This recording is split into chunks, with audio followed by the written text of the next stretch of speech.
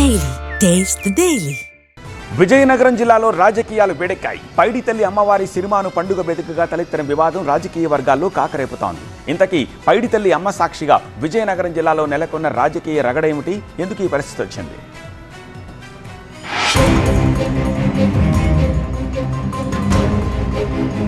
ఉత్తరాంధ్ర కొంగు బంగారంగా పిలుచుకునే పైడితల్లి అమ్మవారి సిరిమాను సంబరానికి సమయం ఆసన్నమైంది. ఈ నెల 6న అంటే వచ్చే సోమవారం తొలేళ్ల ఉత్సవం కాగా 7న సిరిమాను సంబరం జరగనుంది.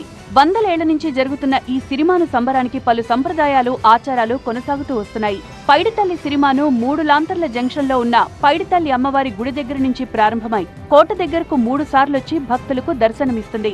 ఆ సమయంలో పైడితల్లి అమ్మవారి వారసులైన పూసపాటి అశోక్ గజపతిరాజు కుటుంబం కోట బురుజుపై కూర్చొని అమ్మవారిని దర్శించుకుంటారు.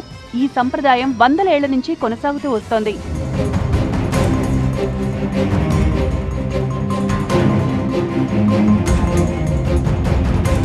పూసపాటి కుటుంబంలాగే బొత్స సత్యనారాయణ కుటుంబం అనుచరులు కూడా స్థానిక డీసీసీబీ బ్యాంకుపై నుంచి అమ్మవారిని దర్శించుకోవడం కొన్నేళ్లుగా కొనసాగుతోంది. 1993లో డీసీసీబీ బ్యాంకు చైర్మన్ గా మొదటిసారి ఎన్నికైన దగ్గర నుంచి మొన్నటి వరకు బొత్స ఇదే ఆనవాయితీని కొనసాగిస్తూ వచ్చారు.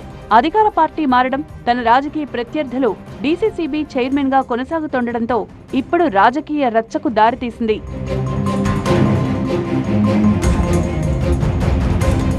డీసీసీబీ ప్రాంగణంలో ఏం చెయ్యాలి అన్నా బ్యాంకు చైర్మన్, సీఈఓ చేతిలో ఉంటుంది. టీడీపీ జిల్లా అధ్యక్షుడు Kimidi Nagarjuna DCCB bank chairman గా ఉన్నారు. అయినా ఎవరి పర్మిషన్ తీసుకోకుండా డీసీసీబీ బ్యాంకు ప్రాంగణం నుంచి బొత్స అమ్మవారిని దర్శించుకుంటారని అధికారికంగా షెడ్యూల్ విడుదల చేయడంతో వివాదం మొదలైంది. తనను సంప్రదించకుండానే షెడ్యూల్ ఇవ్వడంతో బొత్సపై ఓ రేంజ్లో ఫైర్ అయ్యారు డీసీసీబీ చైర్మన్ కిమిడి నాగార్జున. ఈ అహంకార ధోరణి ఏంటి? ఎవరిని అడిగి ఒక లెటర్ రాసేసుకుని మాకు ఎస్కాట్ ఇవ్వండి అని చెప్తున్నారు. ఇది ప్రభుత్వ జాగానా లేదంటే ప్రైవేట్ సంస్థ? ఇదేమైనా మీ సొంత ప్రాపర్టీనా? ఇది పద్ధతి కాదండి. డీసీసీబీ బ్యాంకుకు ఇప్పటి వరకు బొత్స లేదా ఆయన అనుచరులే బ్యాంకు చైర్మన్లుగా వ్యవహరిస్తూ వచ్చారు.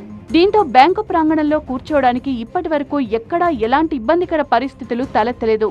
ప్రస్తుతం టీడీపీకి ఆ అవకాశం దక్కింది. జిల్లా సహకార బ్యాంక్ బొత్స జాగీరు కాదని, బొత్స డీసీసీబీ ప్రాంగణానికి ఏ హక్కుతో వస్తారని మండిపడ్డారు కిమిడి నాగార్జున. బ్యాంకు ప్రాంగణంలో తమ సిబ్బంది కూర్చొని అమ్మవారి సిరిమాలను దర్శించుకుంటారని, బయట వారికి ప్రవేశం ఉండదని తేల్చి చెప్పారు. ఈ సహకార రంగానికి సంబంధించి ఈ రోజునున్నటువంటి ఇన్ఛార్జెస్ కాబట్టి దానికి ఓకే అని చెప్పి మేము చెప్పాము. అదే రకంగా మా ఏర్పాట్లు కూడా మేము చేసుకుంటున్నాం.